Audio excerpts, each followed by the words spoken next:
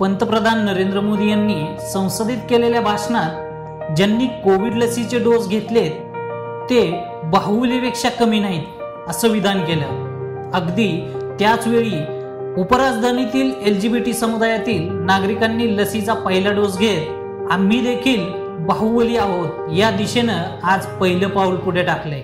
तसं बघितलं तर नागपूरमध्ये LGBTQ+ची जनसंख्या आहे ते खूपच प्रमाणात आहे, पण ट्रान्सजेंडरच्या कम्युनिटीवर म्हणाल आम्ही तर 500 ते 600 लोक आहे।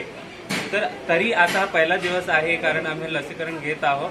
आम्ही विचार करते की जास्तीत जास्त आमच्या कम्युनिटीपर्यंत हा कोविडचे लसीकरण घेतलेच पाहिजे आणि जितकं जास्त होईल तितकी चांगली गोष्ट आहे।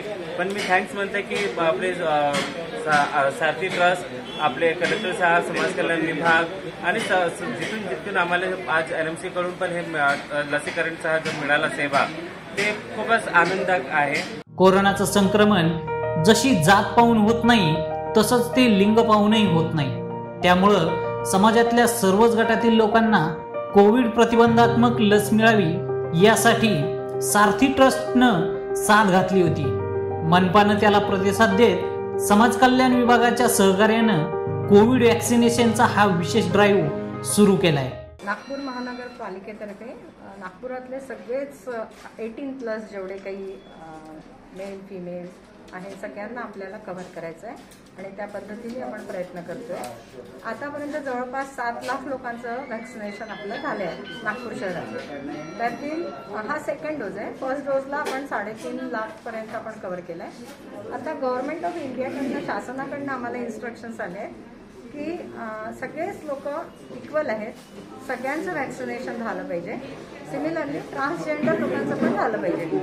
तर त्यासाठी आम्हाला सारथी ग्रुप आम्हाला अप्रोच झाला आणि त्यांचा आम्ही कॉग्निजन्स घेऊन ताबडतोब आम्ही इथे हा कॅम्प ऑर्गनाईज केलाय आणि तुम्ही बघता आहात इथे आम्हाला ट्रिमेंडस रिस्पॉन्स मिळालाय। त्यामुळं सर्वसामान्यांसोबतच LGBT समुदायातील नागरिकांच्याही लसीकरणाला आता वेग मिळणार आहे। सीताबर्डी येथील लता मंगेशकर रुग्णालय आणि नेहरू नगर झोन येथील केंद्रांवर LGBT समुदायातील 100 नागरिकांनी कोविशिल्डचा पहिला डोस घेतलाय।